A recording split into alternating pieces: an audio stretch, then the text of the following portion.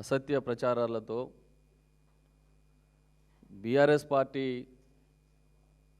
నాయకుల్ని ముఖ్యంగా కేసీఆర్ గారిని కానీ కేటీఆర్ గారిని కానీ హరీష్ రావు గారిని కానీ మా మాజీ మంత్రివర్యులు నల్గొండ ఉమ్మడి జిల్లా అభివృద్ధిలో ముందుకు తీసుకుపోయిన జగదీష్ రెడ్డి గారి మీద వ్యక్తుల మీద టార్గెట్ చేసి పనికి మాలిన రోత మాటలు ఒక ముఖ్యమంత్రి స్థాయిలో మాట్లాడడం అనేది చాలా దురదృష్టకరం. నల్గొండ జిల్లాలో ఎప్పటి నుంచో కాంగ్రెస్ పార్టీ బలంగా ఉన్నది. కాంగ్రెస్ పార్టీ శాసనసభ్యులు సరే ఈసారి ఏదో ఒక పద్ధతుల్లో గెలిచిన అభివృద్ధి విషయంలో ఆయా నియోజకవర్గాల్లో జరిగే అభివృద్ధి విషయంలో మా ప్రభుత్వం వచ్చిన తర్వాత ఈ కార్యక్రమాలు జరిగినాయని చెప్పుకోవడంలో తప్పు లేదు. ఏం చేసిరో చెప్పడానికి లేదు ఇంకో 2 సంవత్సరాలు మా ప్రభుత్వం ఉంటుంది, ఈ ఫలానా కార్యక్రమాలు పూర్తి చేస్తాం, లేకపోతే ఈ నల్గొండ జిల్లాకు సంబంధించిన ఈ సమస్యల పరిష్కారం కొరకు మా ప్రభుత్వం ఈ నిర్ణయాలు తీసుకున్నామని చెప్తే తప్పులేదు. కానీ వ్యక్తిగతమైన దూషణలు ఏం మాట్లాడతారండి? ఇప్పుడే పెద్దలు జగదీష్ రెడ్డి గారు చెప్పినట్టుగా వ్యక్తుల ఆకారాల మీద ఆయన మాట్లాడడానికి సోయి ఉండాలి. ఆయన ఏమన్నా అజానుభావుడా? ఏం మాట్లాడతాడో, ఏం భాష అది? ఒక ముఖ్యమంత్రి మాట్లాడే భాషనా అది? వ్యక్తుల్ని వ్యక్తిగతంగా దూషించడం అనేది చేతగాని వాళ్ళు, చవటలు, సమస్యల మీద అవగాహన లేని వాళ్ళు, సబ్జెక్టు లేని వాళ్ళు, పనికి మాలిన వాళ్ళు మాట్లాడే మాటలు. భగవంతుడు ఇచ్చింది ఆకారం మనకు ఉంటుంది. సరే అట్లా అనుకుంటే మరి రేవంత్ రెడ్డి గారు మా నాయకుడు జగదీష్ రెడ్డి గారి కంటే ఎంత హైట్ ఉన్నాడు? ఆయన ఏదో పెద్ద ఆకారంలో ఏదో ఉత్తమ్ కుమార్ రెడ్డి కోమటిరెడ్డి కంటే ఎక్కువ ఉన్నట్టు మాట్లాడుతున్నాడు. గదా మాట్లాడేది. గత 10 సంవత్సరాల కాలంలో మా ప్రభుత్వం అధికారంలో ఉన్నప్పుడు ఒంటి చేతితో జగదీష్ రెడ్డి గారు ఉమ్మడి నల్లగొండ జిల్లాని అభివృద్ధిలో పరుగులు పెట్టించిండు.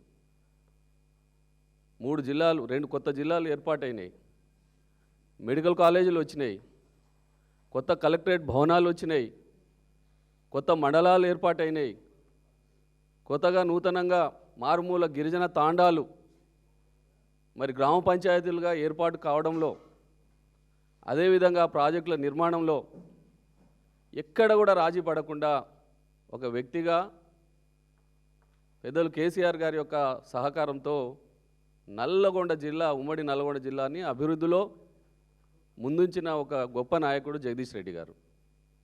గది ఏం చెప్పలేక 3 సంవత్సరాలు పూర్తయింది. అసలు ఏం చేసిరు వీళ్ళు? మేము తెచ్చిన రోడ్లనన్నా కనీసం టెండర్లు అయ్యి మేమున్నప్పుడే కాంట్రాక్టులు కూడా ఫైనల్ అయిన వాటిని కూడా పనులు పూర్తి చేయలేని దుస్థితిలో ఈ ప్రభుత్వం ఉన్నది. ఎంతసేపు వాళ్ళు మంత్రులు కానీ ఎమ్మెల్యేలు కానీ ఇసుక ఎక్కడుంది, నల్లమట్టి ఎక్కడుంది, లేకపోతే హైదరాబాద్లో ఏమన్నా లిటిగేషన్ భూములు ఉంటే వాటిని ఎట్లా సాల్వ్ చేసుకోవాలి, లేకపోతే ఇంకెక్కడన్నా డబ్బులు వచ్చే కార్యక్రమాలు ఏమైనా ఉంటే ఆ పనుల మీద ఉన్న శ్రద్ధ ఈ మంత్రులకు కానీ ఈ శాసనసభ్యులు కానీ నల్గొండ జిల్లాలో ఎక్కడైనా ఉన్నదా? ఒక్కటంటే ఒకటి, మా ప్రభుత్వం వచ్చిన తర్వాత ఏదో పెద్ద గొప్ప కార్యక్రమం చేసినాం, ఈ జిల్లాలో ఈ నియోజకవర్గంలో ఈ పని చేసినామని చెప్పుకునే పరిస్థితులు లేదు. ఏం మాట్లాడతారు? ఎస్ఎల్బీసీ. ఎన్ని రోజులు మాట్లాడతావు ఎస్ఎల్బీసీ గురించి? మనవారిపల్లి దగ్గరికి పోయినావు కదా, ఎస్ఎల్బీసీ టన్నల్ దగ్గర పోయి సమీక్ష పెట్టినావు. జిల్లాలో మాకు ఇరిగేషన్ మంత్రి ఉత్తమ్ కుమార్ రెడ్డి గారు ఉన్నారు, సొంత నల్గొండ ఉమ్మడి నల్గొండ జిల్లాకు సంబంధించిన ఆయన. ఒక ఇరిగేషన్ శాఖ మంత్రి నల్గొండ జిల్లా, ఉమ్మడి నల్గొండ జిల్లాకు సంబంధించిన వారు ఉంటారు. దేవరకొండకు అనుసరించి పక్కనే ముఖ్యమంత్రి అచ్చంపేట నియోజకవర్గం, మరి వారి గ్రామం కూడా మా దేవరకొండ నుంచి ఒక 20 కిలోమీటర్ల దూరంలో వాళ్ళ సొంత గ్రామం ఉంటుంది. తెలియదా దేవరకొండ ఏ పరిస్థితిలో ఉన్నది? కరువు కాటకాలతో సాగునీటి ప్రాజెక్టు కోసం గానాడు మా ముఖ్యమంత్రి కేసీఆర్ గారు ప్రారంభం చేసిన డిండి ఎత్తిపోతుల పథకాన్ని పూర్తి చేయాలని చెప్పి ఒక సోయి లేదు. ఈ 3 సంవత్సరాల కాలంలో ఎస్ఎల్బీసీ కానీ డిండి ఎత్తిపోతుల పథకానికి కానీ ఒక తట్టెడు మట్టి కానీ, 1 కిలోమీటర్ కాలువ కానీ, లేకుంటే టన్నల్ కానీ మీరు తవ్విరా? ఎస్ఎల్బీసీ టన్నెల్కు ఆధారబాధ పోయి చనిపోయిన వాళ్ళ శవాలు కూడా బయటకు తీయలేకపోతే సిగ్గులేదా? ఇంకా మళ్ళీ ఎన్నిసార్లు చెప్తావు ఎస్ఎల్బీసీ పూర్తి చేస్తా, నల్లగొండ జిల్లాకు సాగునీరు పారిస్తా, డిండి ఎత్తిపోతల పథకాన్ని పూర్తి చేస్తా, దేవరకొండ మునుగోడుకు గలగల కృష్ణమ్మ నీళ్ళు తీసుకొచ్చి పారబెట్టిస్తా, పంటలు పండిస్తా అని మాట్లాడుతున్నావు. డిండి ఎత్తిపోతల పథకానికి సంబంధించి ఈరోజు నక్కలగంటి రిజర్వాయర్ మేము 90% పనులు పూర్తి అయిపోయినాయి. ఒకటి మనవారిపల్లికి సంబంధించిన ల్యాండ్ ఎక్విజిషన్కి సంబంధించిన డబ్బులు చెల్లించి అక్కడ ఉండే షటర్స్ పూర్తి చేస్తే డిండి వాగులో ప్రవహించే ఆ లోకల్ వ్యాలీ వాటర్ని కూడా వాడుకుంటే ఈరోజు ఆ రిజర్వాయర్ మొత్తం కూడా నింపుకోవడానికి అవకాశం ఉంది. ఈ 3 సంవత్సరాల కాలంలో ఎందుకు అక్కడ ఆ పని గురించి ఆలోచన చేస్తలేరు? అదేవిధంగా సింగరాజపల్లి రిజర్వాయర్ మేము పూర్తి చేసినాం. కేవలం ఒక ఎలక్ట్రికల్ టవర్ ఉంది అక్కడ, ఒక 6 కోట్ల రూపాయలు ఖర్చు చేస్తే ఆ టవర్ తీసి ఆ కట్టను పూర్తి చేసి ఆ రిజర్వాయర్ నింపుకోవడానికి అవకాశం ఉంటుంది. కానీ ఆ పని చేయరు. గొట్టిముగల రిజర్వాయర్ ఆనాడు కోర్టుకు వెళ్ళారు రైతులు. కోర్టు కేసు కూడా మా ప్రభుత్వం పోయిన తర్వాత క్లియర్ అయింది. మరి ఎందుకు ఆ రిజర్వాయర్ నిర్మాణం కొరకు మీరు పనిచేయట్లేదు?